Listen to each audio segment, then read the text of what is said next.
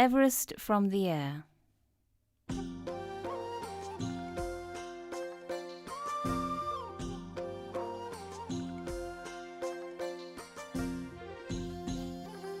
Nepal may be one of the most poorest countries in the world, but when it comes to mountains, there is no other that stands taller. Within its boundaries lie 8 of the 10 highest mountains in the world, including the greatest of them all, Mount Everest. Without a doubt, Everest is the world's most famous mountain. No other peak comes close to it, either in its loftiness or rich history. It has attracted the attention of more geographers, mountaineers and writers than any other mountain. And because it is there, as George Mallory famously put it, Everest continues to be the greatest attraction for trekkers from all over the world. Everest is a challenging mountain. Kind and beautiful when the weather is good, it can suddenly turn wrathful with snowstorms and winds. It requires a lot of courage, willpower and stamina, not just to climb to the summit of Everest, but even just to reach its base camp.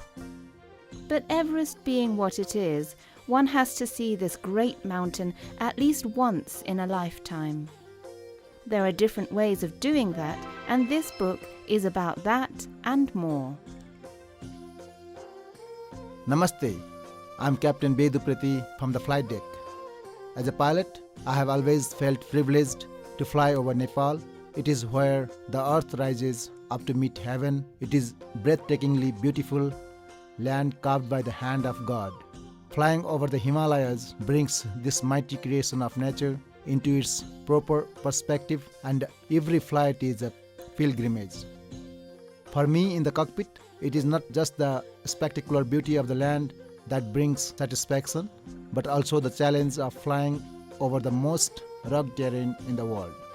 I have been flying over the Himalayas over the past 15 years, and as an avid photographer, have been taking pictures from the cockpit whenever I can.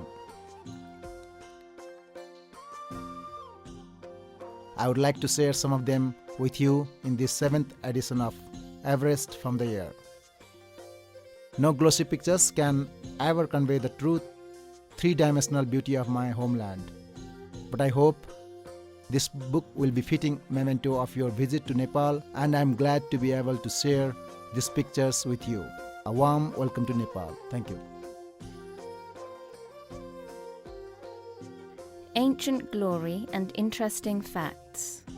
In 1,000 ages of gods, I could not tell thee of the glories of the Himalaya. Just as the dew is dried by the morning sun, so are the sins of mankind by the sight of Himalaya. This verse from the Hindu religious text Skanda Purana is an indication of a significance the Himalaya holds for the people living in and around it. Myths have been created regarding the mountains, and some of these have found their way into religion. Hindus believe that Parvati, the mountain goddess, is a manifestation of goddess Durga, whose other forms are Gauri, the yellow-complexioned beauty, and Himvati, daughter of Himalaya. Similarly, Parvati's consort, Lord Shiva, is also known as Kailashpati, Lord of Mount Kailash. It is not without reason, therefore, that Nepalis revere the Himalaya, but they are not alone in their veneration of these snow-clad peaks. Tibetans worship many of the mountains in their immediate surroundings, while Mount Everest itself is known as Chomolungma, the mother goddess of the earth. Hindu, Buddhist and shaman ascetics have been drawn to the clean and bracing air of these lofty heights for thousands of years. Then there are the hordes of secular believers who travel great distances to pay homage to those great mountains every year. The word Himalaya comes from the Sanskrit Hima, which means snow, and Alaya, which means abode. In other words, Himalaya stands for the abode of the snows. A more apt name would be harder to come by for these highest and most spectacular mountains of the world. Yet it was only in the 19th century that the outside world came to know of this magnificent range that stretches across the northern reaches of South Asia. And even after more than 150 years of exploring the territory covered by these mountains, there remain vast areas that are yet to be mapped properly. Thousands of peaks have not felt the foot of man on their summit, while numerous high valleys in between remain unseen. A third of the 2,400 kilometers Himalaya falls within Nepal. This is actually the central section of this range, and it boasts of 8 of the 10 highest mountains in the world.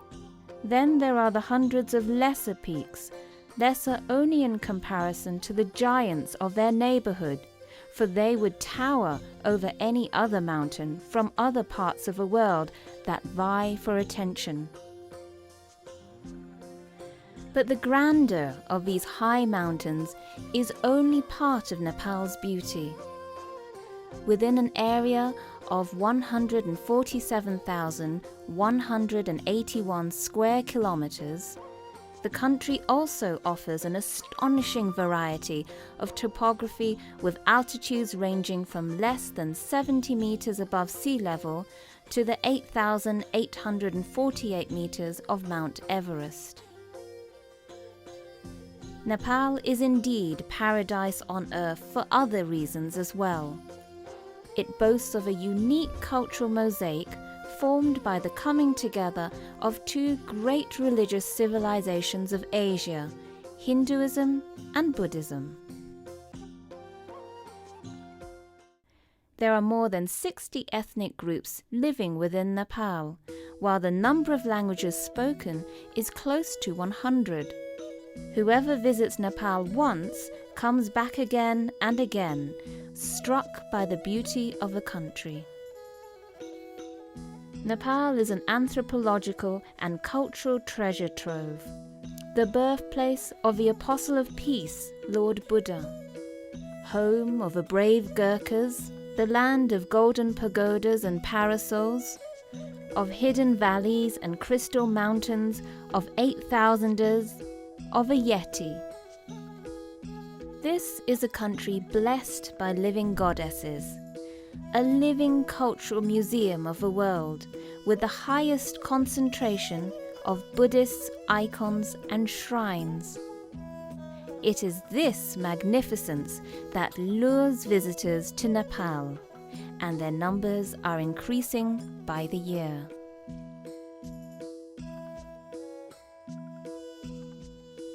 After it was discovered to be the highest mountain in the world by British surveyors, they decided to name it after Sir George Everest, Surveyor General of India in the mid-19th century. Sir George himself was not in favour of the idea, since he believed that mountains should only be known by their local names. However, since both Nepal and Tibet were out of bounds for foreigners at the time, the British were not able to ascertain if a mountain had a name or not.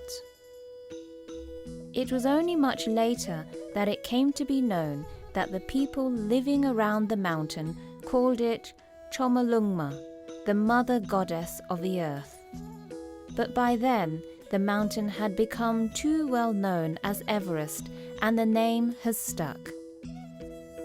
The Nepali name, Sagarmatha, forehead of the sky, was coined much later. The summit of Mount Everest stands at about 9 kilometers above sea level. It consists of pure limestone with some greyish sandy layers and other debris, a testimony of its oceanic origins. The height of Everest. For 100 years after its discovery as the highest mountain in the world by the surveys of India, the height of Everest was considered to be 29,002 feet, 8,840 meters. In 1956, that figure was revised by a British team which calculated it to be 29,028 feet, 8,848 meters. This later figure has been the generally accepted height of Everest so far. But over the years, new findings have come to light, suggesting that the final word on the matter is yet to be heard.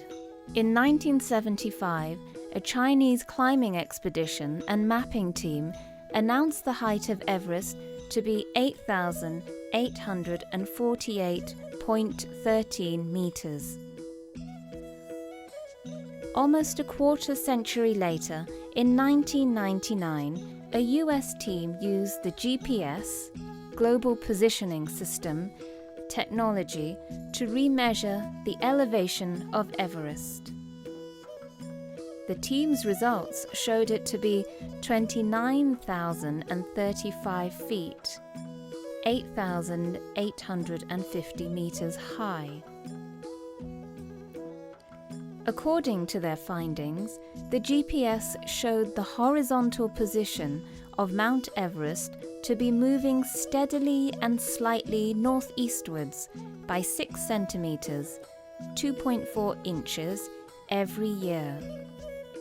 Although the National Geographic Society has accepted 29,035 feet, 8,850 meters, to be the height of Everest, the Nepali government has yet to decide on the matter. But whether the height is 29,028 feet, 8,848 meters, or 29,035 feet, 8,850 meters, the quibble over a few feet does not change the fact that Mount Everest is the grandest of them all. Moreover, as the Himalaya and Everest, along with it, are still rising, pinpointing the exact height of Everest at a particular period in time seems to be a futile exercise. Mountain flight, the easiest way to see Everest. Siangboche is the easiest place to see Mount Everest from. Located just a couple of days' walk from the nearest airport, from Siangboche you can see the Everest summit peeping from above the blanket southern face of Nuptse, attesting to its undisputed place among the highest mountains in the world. If you want to see it from closer still, you have to walk further. The places to choose between are Kalapatar and Gokyo, each with its own flavour of Everest, as well as of a serene assembly of high peaks around it.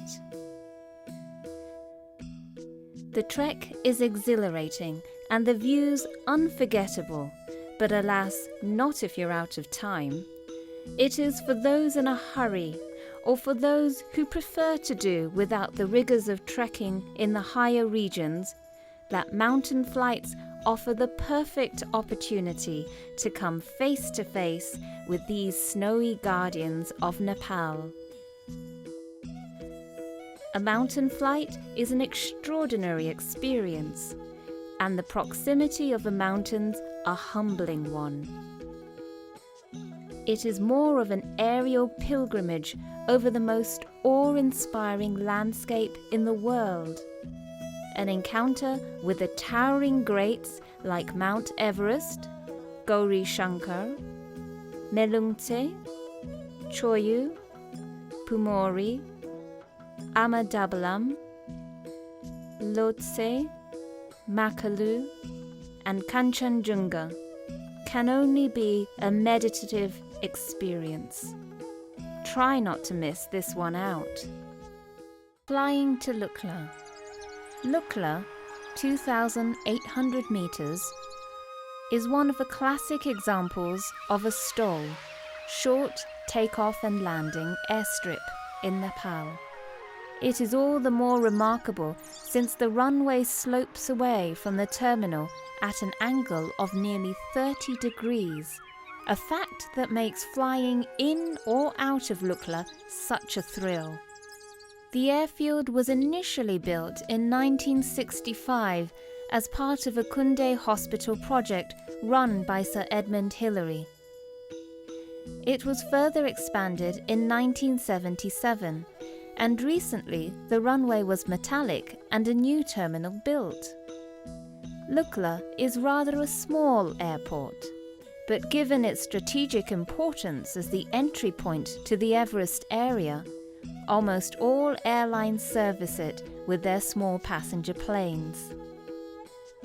During the trekking and climbing season, there is an almost continuous flow of incoming and outgoing flights. Even then, it is advisable to keep a few spare days in hand, since the weather can turn any time, and it could be days before a flight can land. This is because Lukla does not yet have an instrument approach and departure system in place. It is a completely visual airport and has only one approach. Pilots can fly in only when there are full visual landing conditions there.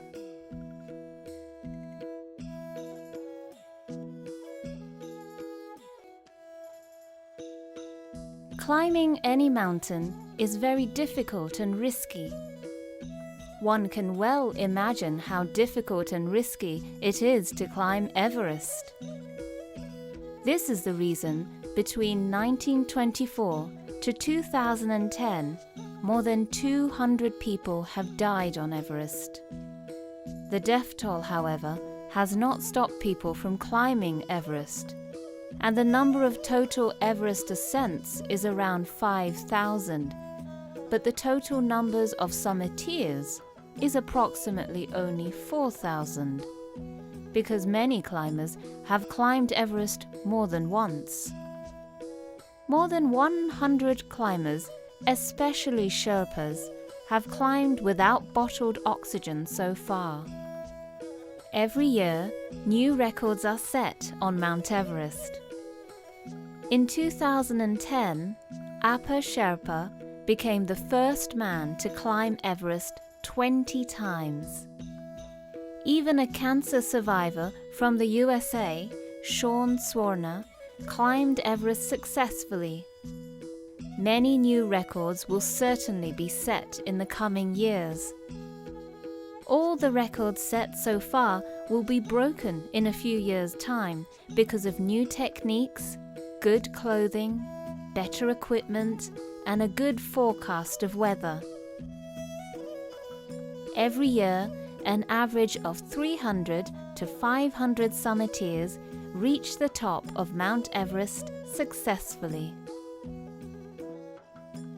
Due to the climatic change, the snow-capped Himalayas are melting and glacier lakes have formed that can bring a devastating result on human civilization. This song is composed to raise awareness of global warming so that we can save our Himalayas from melting and being polluted as well. Emperor of mountains, quarry of beauty, this is Himalaya.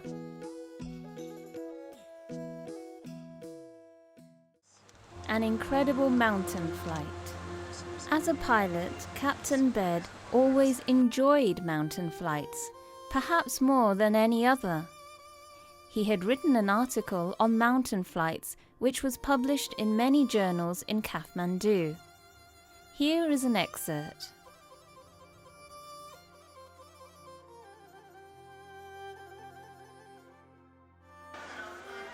I reached the domestic airport of Kathmandu by 6 a.m. The French-built ATR aircraft gets checked by the engineers and awaits us on the tarmac. Approximately 20 to 25 passengers from all over the world check in at the airline counter. The thought that dominates most passengers' minds is the wish for a clear view of Sagarmatha, the Nepali name of Everest.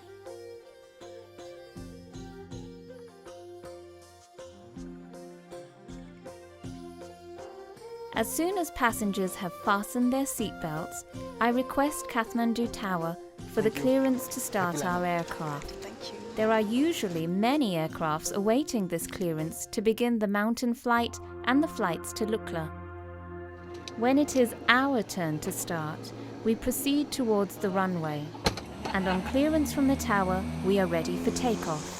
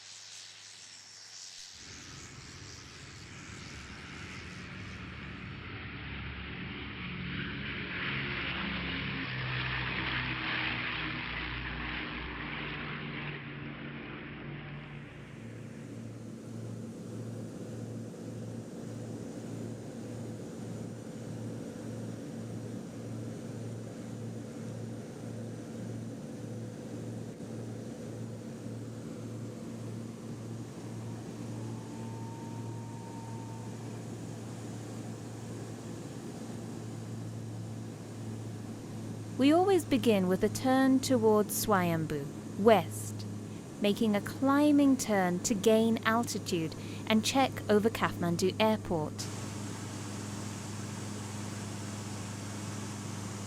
At this point, we are already over 10,500 feet and heading at the course of a 100 degree.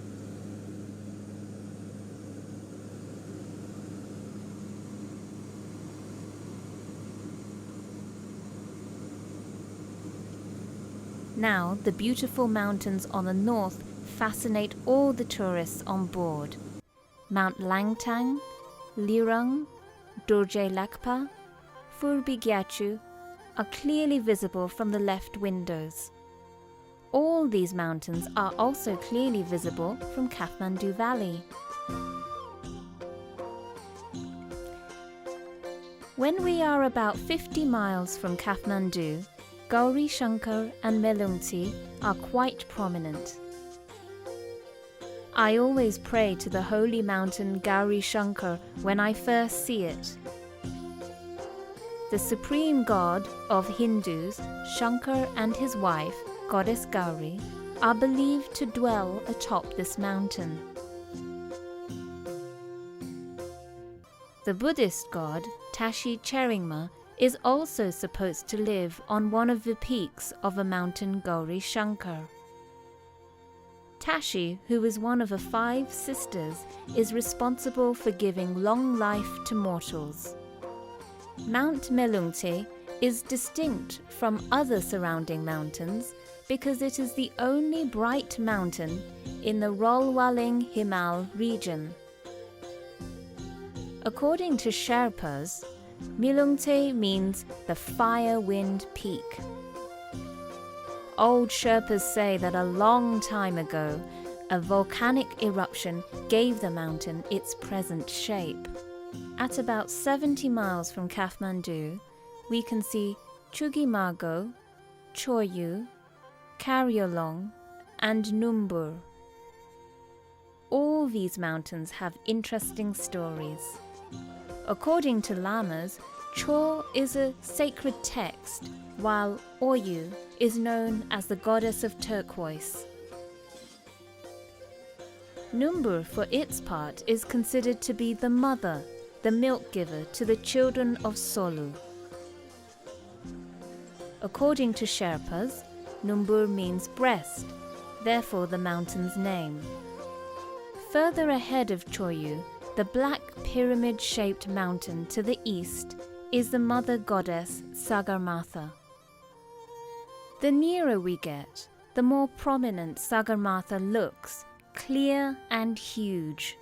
Passengers come on board to the cockpit one by one to experience this extraordinary view. And this is a moment that all of them have taken this flight for. A moment that takes away all human worries, so they can revel in the majesty and the beauty of the Himalayas. To the east of Sagarmatha, Mount Lhotse, the fourth highest peak, is located.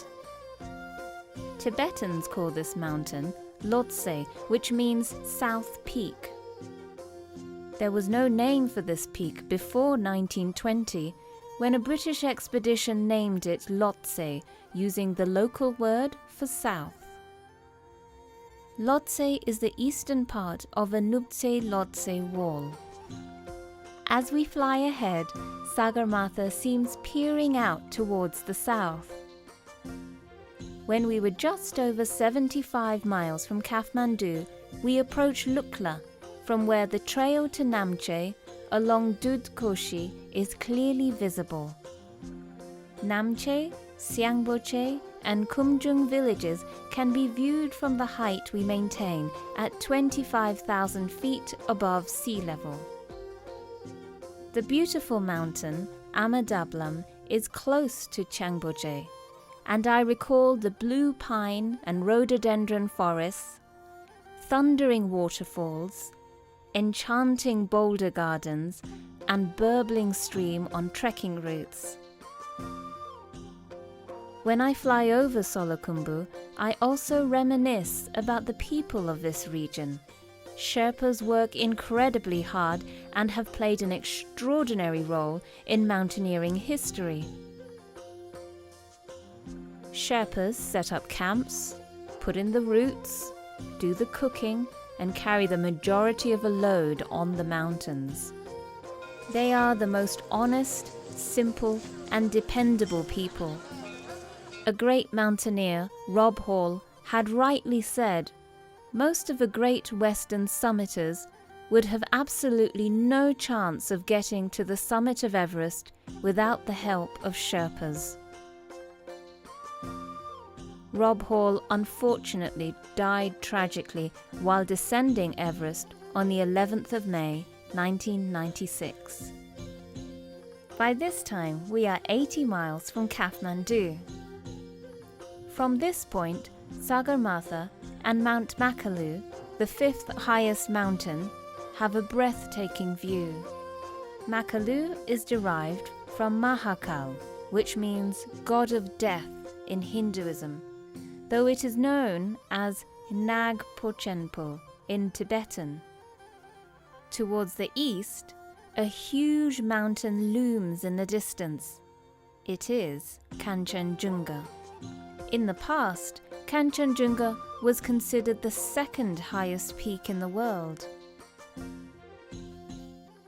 We turn around when we are around 90 miles from Kathmandu. This is the best time to view Mount Sagarmatha on the mountain flight.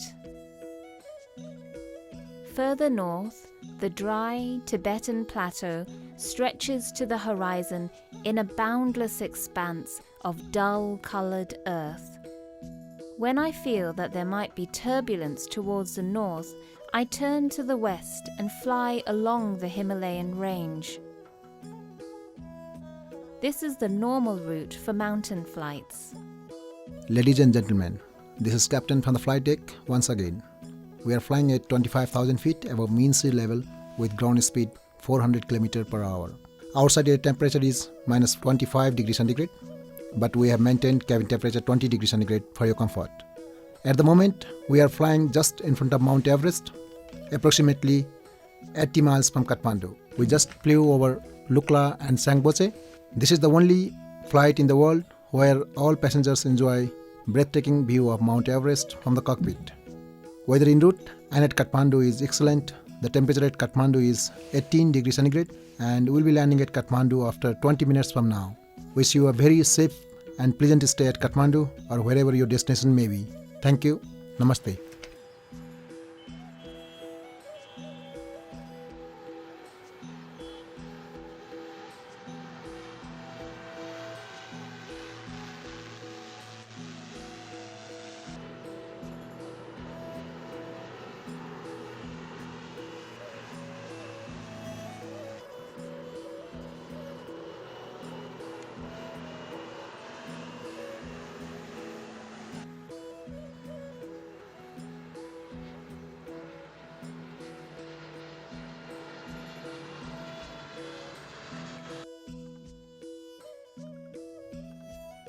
Shortly after, the tower clears us to descend from 25,000 feet to 10,500 feet. When we reach Mount Gauri Shankar, we head towards Kathmandu. The valley is covered in light fog. In a few minutes, we receive clearance from the tower to land. At the end of flying for approximately an hour, all the passengers receive mountain flight certificates.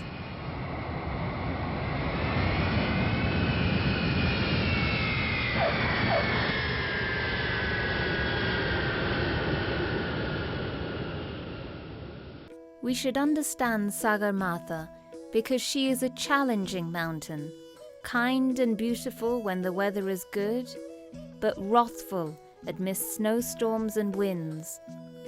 It requires courage, willpower, and stamina, not just to climb Sagarmatha, but also even to reach the base camp. A glimpse of this beautiful mountain must be experienced at least once in a lifetime.